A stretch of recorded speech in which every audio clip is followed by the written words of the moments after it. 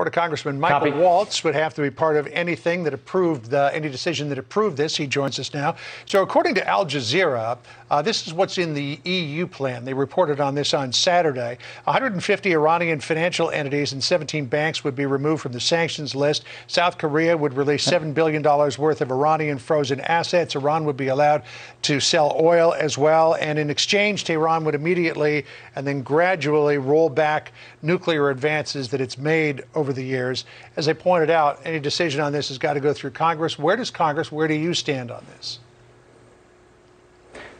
Yeah, thanks. Well, I think the first question I have, and I think many Americans have, is what the hell are we negotiating with them for in the first place, as we uncover plot after plot to assassinate a former president, assassinate former officials, indict an Iranian IRGC operative for planning to assassinate John Bolton, and now journalists and activists that they're also going after. Oh, by the way, they're holding American citizens hostage in Tehran right now as we speak. So I think all of those things should be cleared up before we negotiate at all. But here nor there, every time,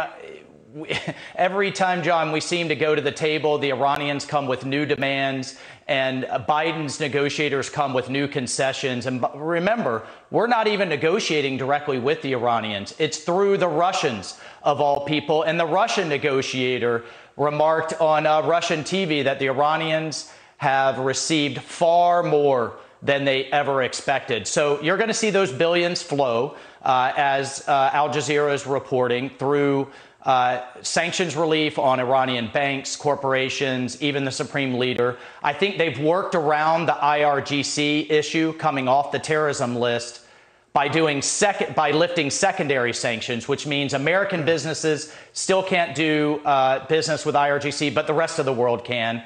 And then finally, the thing that reportedly I think is just frankly unconstitutional is that the Iranians are worried a future administration, likely either a Trump administration or a Republican administration, will tear up the deal like President Trump did. So they want to be compensated. The Iranians want to be compensated if that happens. You know what? If you want a deal to be permanent, it's called a treaty. You take it to Congress in the Constitution and you craft a deal that 2/3 of the Congress will agree with. So, I don't think we should be negotiating at all. This is worse than the JCPOA, the first Iran deal.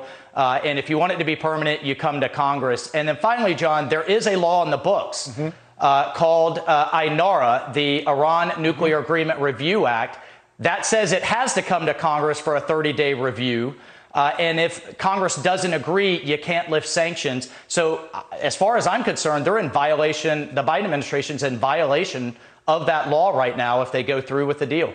Yeah, let's go to another part of the world, and that is Russia. The daughter of one of the people who's inside Vladimir Putin's inner circle, Alexander Dugina, his daughter was killed in a car bomb outside of Moscow in the last couple of days.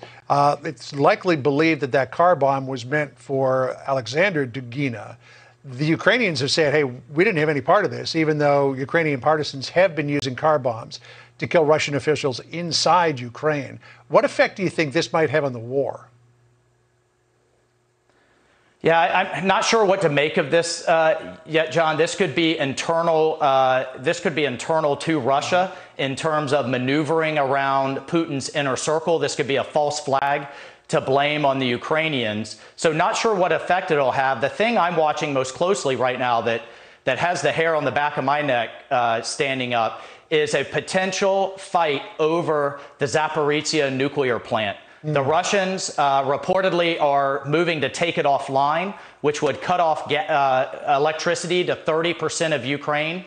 That means Zelensky is going to have to take it back or face the destruction of what's left of his country. And an offensive or a battle with artillery around this nuclear plant that's the largest in Europe, that could unleash radiation all over Europe if it gets hit, should have all of us incredibly concerned. And that's why we need military advisors at a planning level to help the Ukrainians craft this offensive if they decide they have to take that plant back. But letting them do it on their own has me very, very concerned.